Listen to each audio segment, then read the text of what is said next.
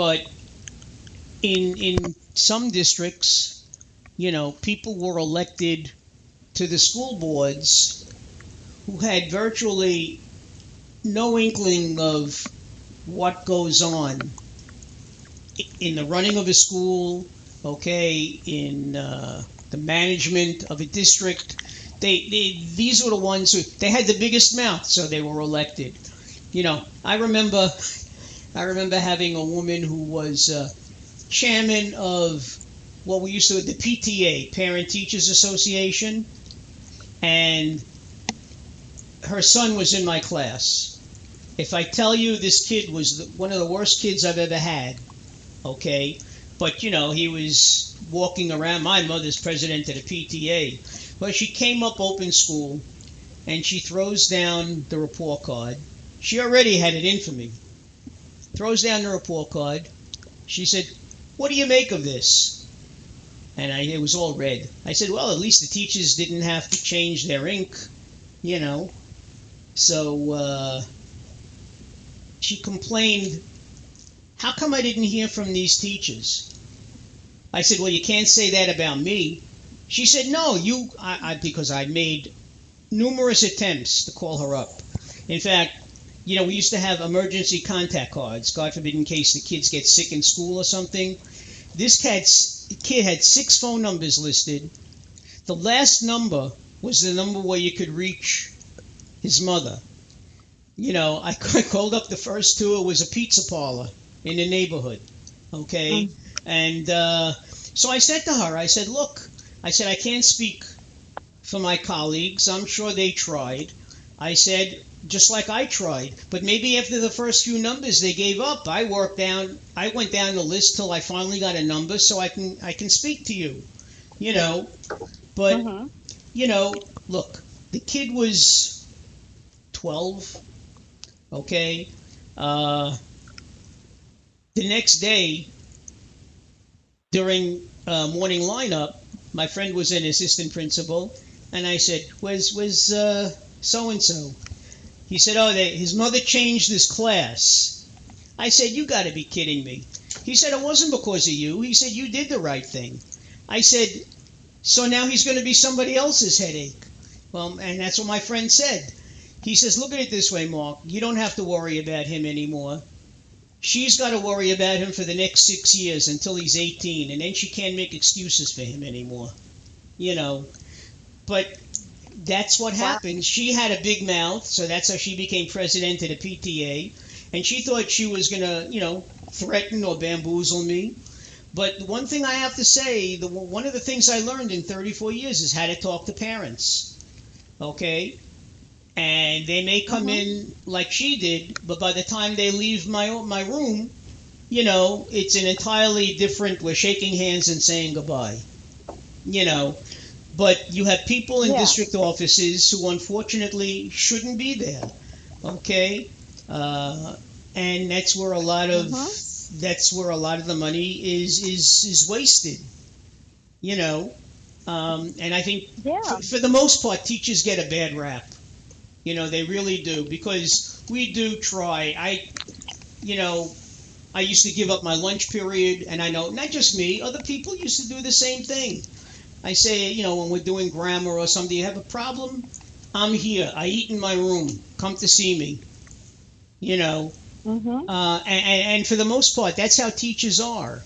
Look, like I said, the problem with the union is that they have to protect everybody. And there's a lot of garbage that gets protected that has no business being protected. Because I sat on committees. I sat on committees that, teachers were going to lose their license. They were brought up on charges, and I was like one of the teacher representatives. They had bigwig lawyers from the Board of Ed and everything, and look, I saw a lot of garbage come through the doors. What can I tell you? Would you agree that if they got rid of a lot of bureaucracies, that would end a lot of teacher burnout? Because even though there are good teachers, there are some that are just burnt out because they couldn't do what they wanted to do, what they loved to do, what they studied to do. and their basically hands were tied to where now it's burnout because so many years of hands being tied because of bureaucracy. I have to tell you, getting in the way. They came out, and a lot of districts do this. They come out with a district-wide syllabus, what you should be teaching in certain grades. And I never followed the syllabus. I always did my own thing. And that's what I enjoyed, okay? And that's why the kids enjoyed it, But the burnout comes from partially the teachers answering to the administration, okay? Partially from the kids, okay? Because kids can really try your patience, let me tell you, okay? And then the district office. And not to mention, teachers say to themselves,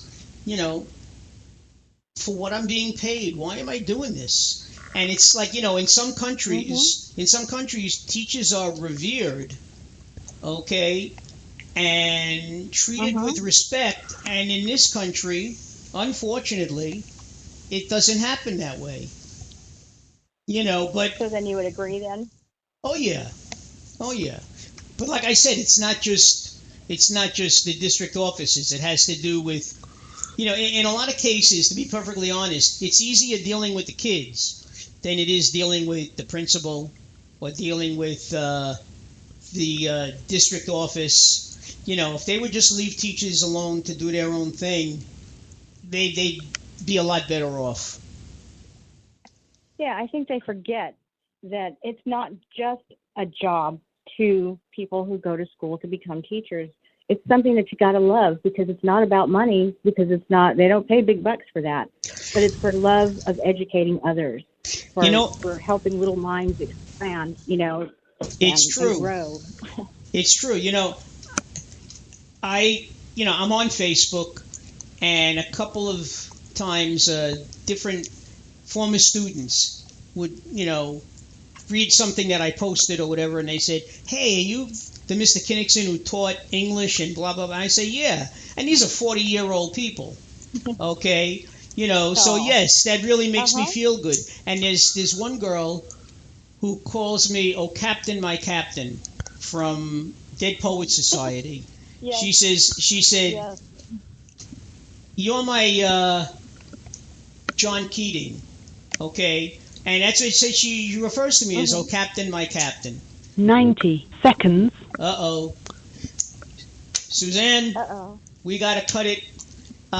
Do me a favor, please. If you've been listening... Did you listen to any of the show tonight before you called? Yes. Mm-hmm. Was the audio... in the chat room, too. Huh? Your husband's there, too, right? Yeah, that's him, but we're both. Yeah. Feel free to call up anytime. 60 seconds. He was texting, right? Because I didn't see the text. I remember the last time you called, we had a great conversation also. We had a little bit more time to talk, But unfortunately, we're going to get the old heave-ho. So we really have to go. Next time, you start at what, 7 o'clock Pacific time? 9 o'clock. Well, that would be 10 o'clock my time. No, we start at 9 o'clock here, so it's like 6 o'clock, okay. Which is dinner time for you. But if you called after dinner, okay, that would be fine. We'd have at least an hour to chat. Thank you so much. Okay, good. You have a great weekend. Yeah, you too. Thank you. And thank your husband as well. And I just wished him good. I said good night to him also. 10 seconds. All right, ladies and gentlemen. That was Suzette on the phone, and her husband was in the chat room. That's right.